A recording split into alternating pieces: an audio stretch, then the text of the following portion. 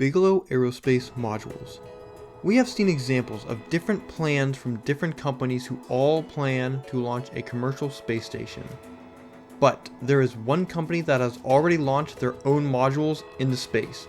Two are free floating as deactivated prototypes, while the third is attached to the International Space Station.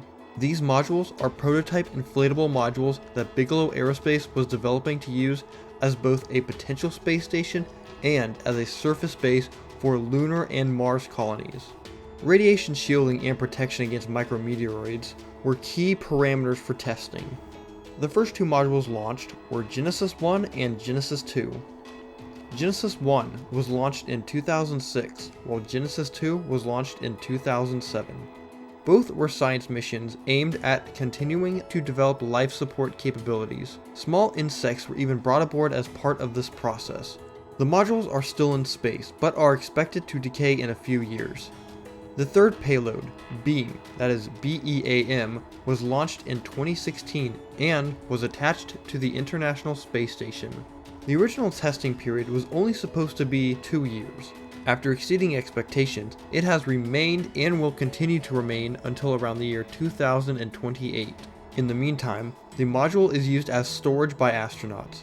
The BEAM module is small compared to what Bigelow has in mind. The B330 was a module with 330 cubic meters of space.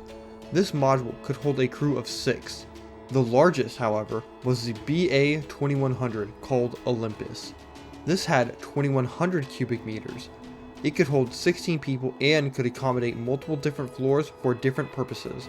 Due to its size, only a super heavy rocket would be able to lift it, such as NASA's SLS rocket or the SpaceX Starship. Unfortunately, these dreams will most likely never see the light of day. In 2020, because of the COVID pandemic, Bigelow Aerospace was forced to fire all of its employees.